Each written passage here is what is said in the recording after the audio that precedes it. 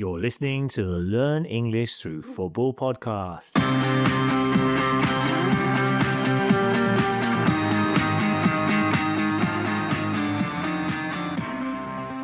Hello everyone, I hope you are all well. My name is Damien and I am one half of the Learn English Through Football team. And I am based in a sunny but cool London as the heat has finally moved on.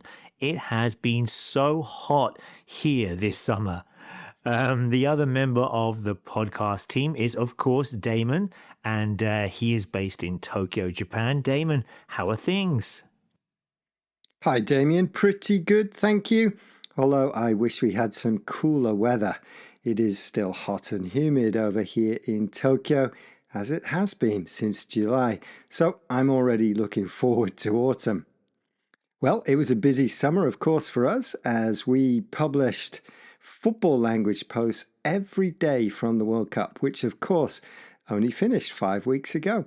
We had over 30 posts that had descriptions, explanations and examples, and you can find these on a special World Cup football language page that we have on our site here at learnenglishthroughfootball.com. How was your summer, Damien? Well, yes, the summer was super busy. I also went to Mexico, of course, for the World Cup. I saw 2 matches in Monterrey, including South Korea being beaten by South Africa and Japan destroying Tunisia 4-0. It was great fun actually being in the World Cup country. And, of course, we have the new season, so we hope that you are all looking forward to the new football seasons that are starting here in Europe. This weekend sees the start of Ligue 1 in France, Serie A in Italy, and, of course, the Premier League in England. La Liga in Spain has already started. I'm really excited to see my favourite team, Malaga, back in the top flight this year, while European club competitions have also kicked off as well. Hola a todos, estáis escuchando languagecaster.com. Thank you for that message, which was in Spanish.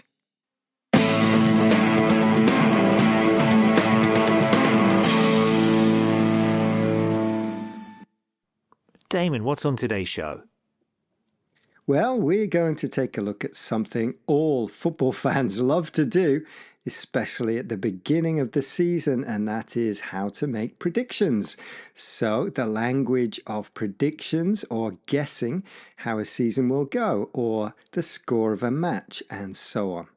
And Damien, you've got some common phrases for making predictions in English, right?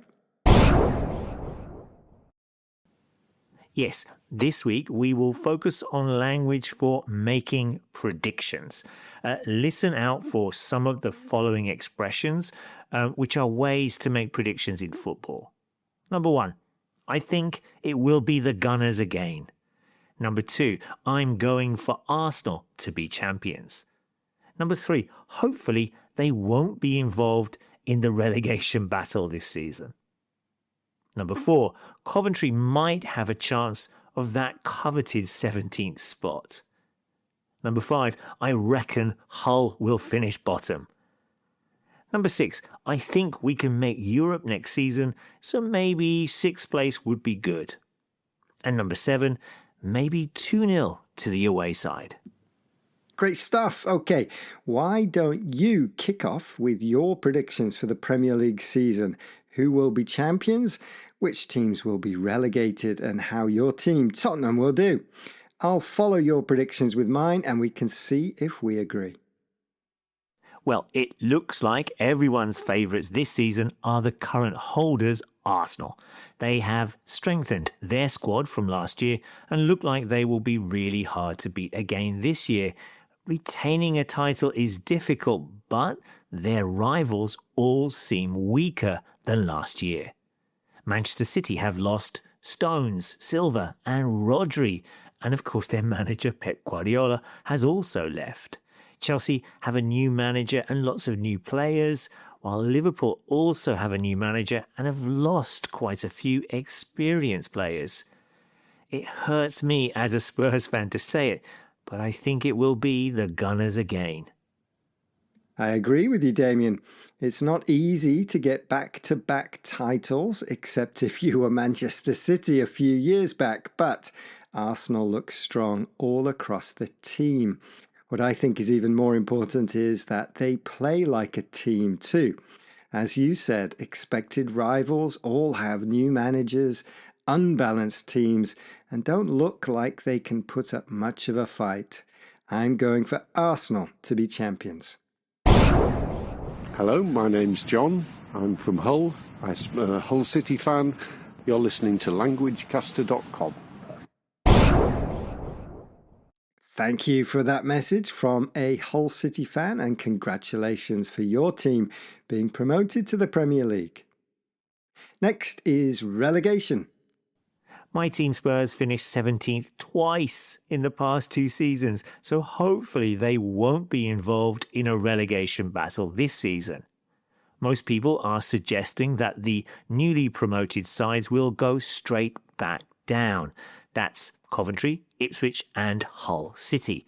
They don't appear to be ready for the step up to the Premier League, but last year 2 promoted sides survived.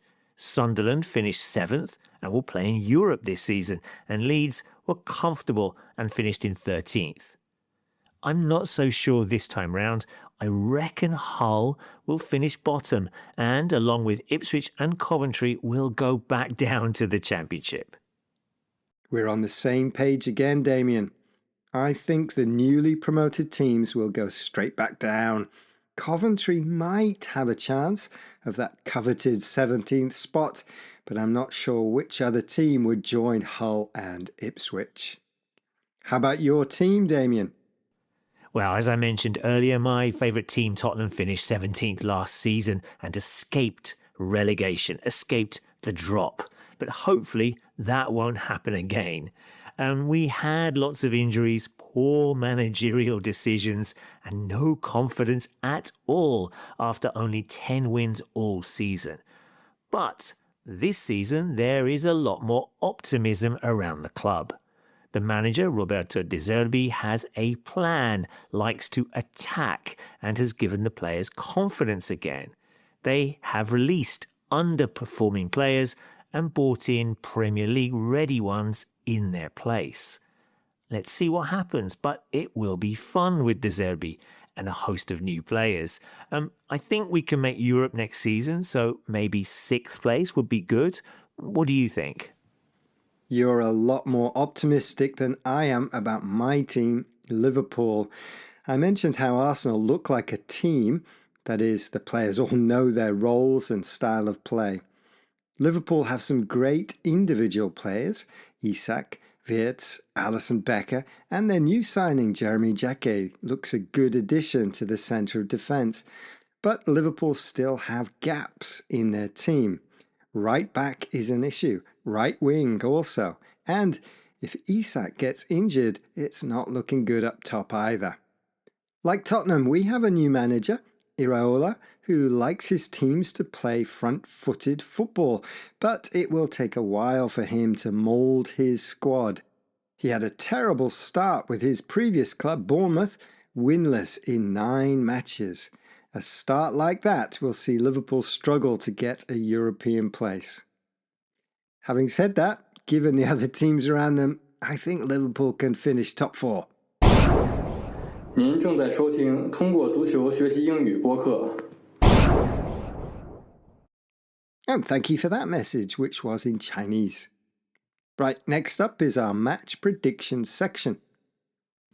Okay, each week both myself and Damon will try and predict or guess the result of a big game each weekend. Listen out for some more language of predictions, and of course you can also join in by adding your scores to our predictions forum page.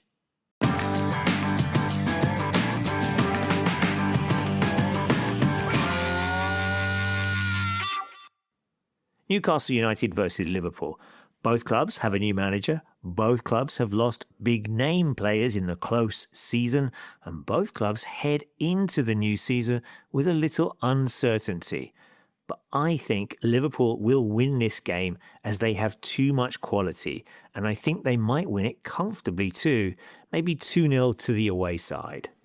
You've summed it up nicely there, Damien. There's also a bit of needle in this game after the way Liverpool signed Newcastle's star striker Isak last season. I'm not confident at all and will be happy with a point, maybe 1-1. Listener, what do you think of our predictions? Give your own on this week's predictions thread. Okay, on this week's show, we have looked at language for making football predictions. Which teams do you think will challenge for the title? Do you think any of the newly promoted sides will stay up? How do you feel about Arsenal retaining the title? Who's going to win between Newcastle and Liverpool this weekend? Join us early next week for the shorter weekly football phrase episode in which we pick out an expression from this weekend's games. Until then, bye-bye. Ta-ra!